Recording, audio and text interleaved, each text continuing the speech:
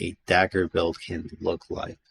It's definitely something that can compete. It's very reliant, in my opinion, on what is the enhancement level of your dagger and your ring specifically. Armor is nice and all, but ultimately, as a dagger, your job is to get in and kill somebody. That's just literally your entire job. So, well, with that being said, let's get started. We're gonna go over this matters for everybody, no matter what. And by the way, this guide will be just Toxin. If you guys want a Bloodshade, or sorry, this will be Viper. If you want a Bloodshade build, we can do so. But I mean, it's basically be the same gear, just be a matter of what abilities we're maxing. So just let me know if that's something you're interested in. Otherwise, we'll be maxing out Ambush because Ambush is literally what Rogue revolves around, or Viper revolves around. Your goal is to stealth in, do your damage, get out, wait for cooldown. Stealth in, do your damage, get out. And do that pretty much on repeat, where it's the skill check in here is how easily can you get away from people who are all trying to kill you. 9 times out of 10, you're going to be behind enemy lines, a shot caller is going to call your name out, and you're going to die. So it's about getting out before that happens. But yeah, what's neat about Ambush is you do get a little bit of a movement speed boost. So if you think about it, while it's 5 seconds of travel, it's really about 7.5 in 5 seconds, because it's like you're moved the equivalent distance of an extra 2.5 seconds at regular speed. Your first damage does deal 50% more damage and reveal you and stun the target for 1 second, while also applying a poison stack, which we can stack up a bunch of toxin up to 5 to then make our venom burst explode, right? Something to be aware of, though, is even if you are de-stealthed for within those 5 seconds, you can still apply a stun. That's huge, which also means you probably, I haven't tested this, but your first attack should still do more damage, but you're already revealed, essentially. After you ambush and land that stun, ideally you're going to be actually stunning out with like an auto attack or something, but either with Razor Spin or 1000 Cut. 1000 Cut if you can't quite reach the person before that point to use Razor Spin. If you get on top of them, Razor Spin is always going to be the most superior option when you're trying to kill one specific person. As you Razor Spin, the moment you finish the animation, Venom Burst into 1000 Cut, normally you're going to kill somebody as long as they are a light player, a rogue player specifically. And our job mostly is to kill healers and to kill elementalists. Now note, if you do not have a high, like +10 on your dagger, I'd recommend going for a slightly different combo than the ambush, Razor Spin, or 1000 Cut into Venom Burst and Poison Shroud to get out, right? Instead, you will open up with Venom Burst. You will then Razor Spin while you're doing that. And ideally, you have a good dagger by you that is, or at least players by you that can take advantage of that huge AoE stun from the Venom Burst when you come out of ambush. And then they can dump their combo. The target's already weakened, and you most likely kill them. It's a very team-oriented rogue play. Normally, whichever rogue has the worst weapon is going to be the one who does that. Otherwise, you have Assassination, which, like, don't get me wrong, does it do damage? Yes. Have I found myself in the past using it for damage? Yeah, but I mean, I've tried maxing it. It's not great. Like, if this reduced the cooldown by a significant amount, I would probably think about leveling this up, especially because of the fact it gives you an extra 4 seconds of invisibility, and you can cast this multiple times. But ultimately, even from my testing, like, this is a 1-point wonder. The real value behind this is being able to quickly get away, because you can spam this essentially to get out of a fight. So think of this as your other O-Shiv button if Poison Shroud doesn't work. Things we max, as you see here: Venom Burst, 1000 Cut, Razor Spin, and Ambush. I'd recommend leveling up Venom Burst, Razor Spin, 1000 Cut in that order, and then Ambush if you're still leveling up, simply because the amount of damage you're doing. Venom Burst get, like, the more stacks of Toxin you have, the more damage you do. For every stack, it's like you attack them once, right? So if you have 5 stacks, it's like an extra 5 attacks on them. And note, these numbers don't include the physical damage you get from the buff. So 24 times 6, you're looking at about 130% extra damage on top of that. So it's like you're hitting somebody like 8 times. If hitting them 8 times will get the kill, Venomverse will kill with this. Now, note, you'll know the squishy people when you find them. It all depends on your enhancement level and their enhancement level, of course, right? But when you notice that, those are the players that you want to always make sure you're ending with Venomverse. If you're not ending with Venomverse into a kill, 9 times out of 10, you'll provide more value to whatever team-based PvP if your Venomverse is immediate. Top of the fact that by using Venomverse first, you can keep these stacks on there, which also refresh anytime you get an additional stack. And so they're constantly ticking away, right?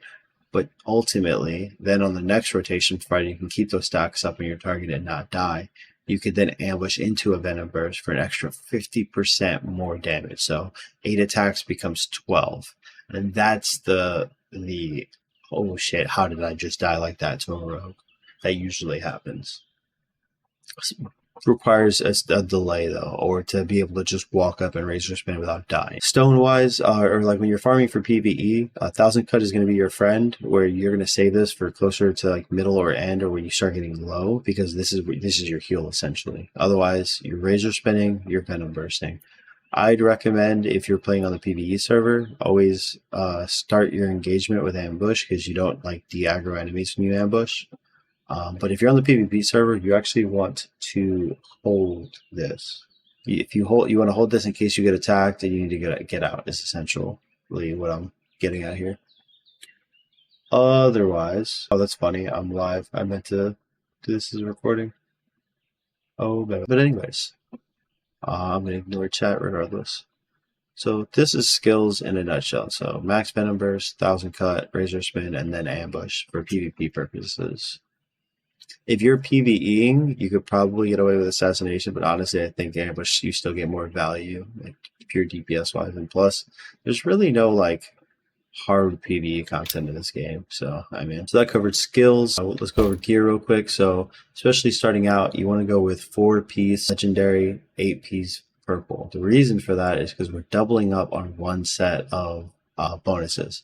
So in this case, we're getting to benefit from the Dragon Claw set on our 4/4 legendary, right? That gives us 5% crit chance at 10% multiplier. We're then also running that same set, technically, Dragon Claw, right? Except the purple version for a 4-piece bonus. That 5% crit and 10% crit multiplier. Accuracy may be nice someday when evade actually is a thing, but as it stands right now, accuracy is kind of wasted. What really matters is the crit chance and crit multiplier. And then for the third set, because you're running purples, and I'll get into why in a second, you're going to run the Ironclad Fury set, where it gives you a little bit of physical AP, a little bit of physical DP, a little bit of HP. Overall, this is a really good starter set. I've basically been running this since it was explained to me back in Infamy, and it's treated me well. I'm currently in the point where I'm transitioning to, once I get my other gold ring to +7, I'll be transitioning to 8/12 legendary, because I'm going to be running, I forget what the name of the bonus is, to be honest with you, but it gives you an extra 5% crit and 10% crit modifier. Why is that important? As a rogue, every time you hit, you want to crit, because remember, like those 12 auto attacks worth of damage from Venom Burst, if I can hit 197% crit damage and I crit with Venom Burst with max stacks, it's now like I hit you 24 times. 24 times. And with my +11 daggers, that's at a rate of 6,000. Enhancement level matters a lot. Just as a high level, what you're going to prioritize when you are a new dagger is first get all of your gear to +3. That's the freebie, right? You want to have 4 legendaries. It's okay if they're like 288s, right? But your weapon is where all of your terras are going to go as a rogue. You're going to put every single terra you get into your dagger. I would recommend doing it in groups of 5 or so, provided you have the patience, right? But at that point, pray to whatever deity you worship and hope you hit just right and get that +11 or higher.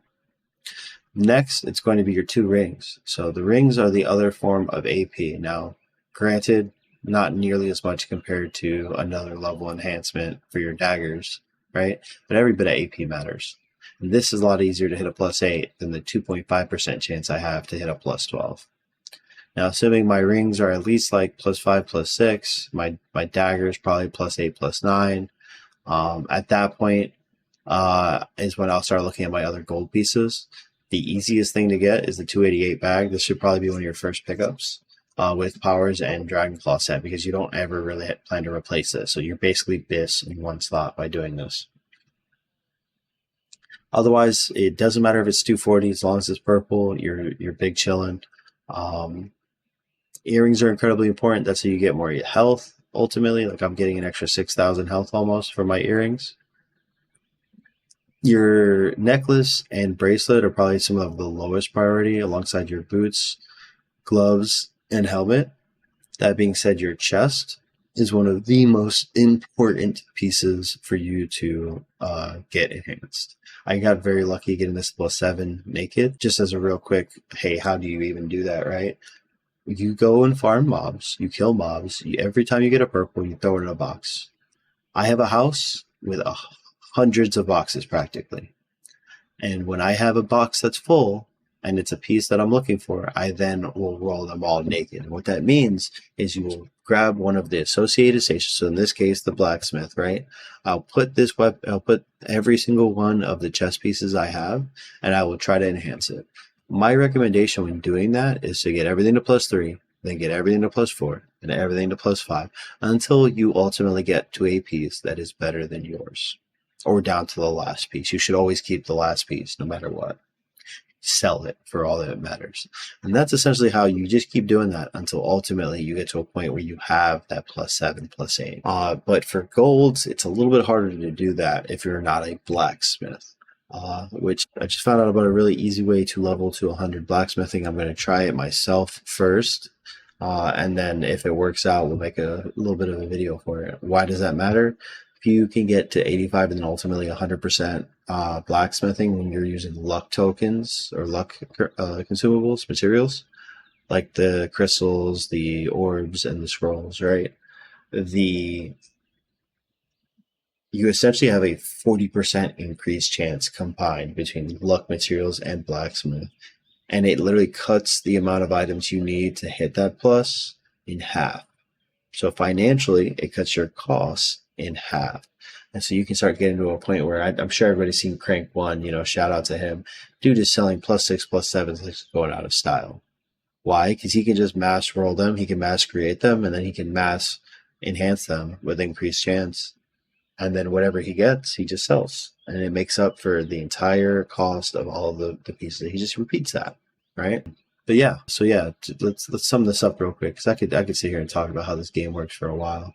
Like gear-wise, you're looking for 4-piece legendary, 8-piece purple. Your legendary set is going to include your bag initially. Long term, you do want to swap this unless you're for whatever reason 8. Well, actually, because of the fact that you're still always going to have 4 purples, it's fine. Actually, no, like I will say, once you get to the point where you're at 812 purple, if you can get to 812 and it not be the bag, that'd actually be the best, because you can't enhance the bag, right? So the fact that this is legendary means I'm losing out on AP and another piece here, right? It's like even in this case, like I have more, it's like I have 2 T1 stones equipped. It's like I have 2 T1 crit chance stones equipped. Look at the amount of HP I'm getting, right? So like, yeah, I would say like if you can swap to a purple bag at the 812, like that's the next evolution after 812. It's essentially like 8 no bag. But yeah, Dragon Claw, Ironclad Fury, double up on the Dragon Claw bonuses through the Savage Strike purple set. Skill wise, so you can see everything. Skill wise, we're still looking at 23 in Ambush, 25 in Razor Spin, 25 in Thousand Cut, 25 in Venom Burst. And to be honest, a part of me almost wants to give up a level in Razor Spin and Thousand Cut just to do the last 2 levels in Ambush for that extra 0.6 seconds. I'll release a follow-on short or something if that ends up working. And then character-wise, right? You're looking at 100 strength. Obvious reasons. Your job is to do damage. This next part is up to your personal choice. If you find you're attacking a lot of casters, which you objectively should be, and you're also taking damage from them, it may be worth it to go up on the end. But personally, I get threatened by both defenders in the form of, or not defenders, physical damage dealers in the form of bows, crossbows, and two-handeds. enough that it doesn't make sense to me to do either of these over the other and essentially be incredibly squishy to one other type. So I personally like 100 con is the best default. Especially as you get up in enhancement levels, one could make an argument though for defense or intelligence, depending on your experience. Or sorry, not intelligence. Ignore the word intelligence. Resistance and defense. That's what I meant. So resistance is magic DP, defense is physical DP. So your defensive power. The numbers can get pretty high because I mean ultimately it's like you get an extra 800 DP, physical DP if you do 100 defense, or 400 extra if you do 50. And then on this, for magic DP, you get 8 per point. So it's like you get 800 magic resist. Ultimately, as a rogue, you should be able to get in and out. I found that con is best because con is the one that can be healed the most. And ultimately stops you from being one shot because there are times where you will be stunned long enough that you just die. Otherwise, so yeah, gear, skills, you see the stats. Consumes for war. I'd recommend the stamina regen one personally, but there is an argument to be had for the 15% movement speed. Both are good. And then obviously you want to get that 10 million gold buff on the clan, or excuse me, on the statue in town. Now, I want to be clear about this, that I would only ever use that for clan wars. If you're using that for other shit, you're just pissing money away. Flat out. End of conversation. Otherwise, just if you're doing any content that's not clan wars, you're doing regular potions.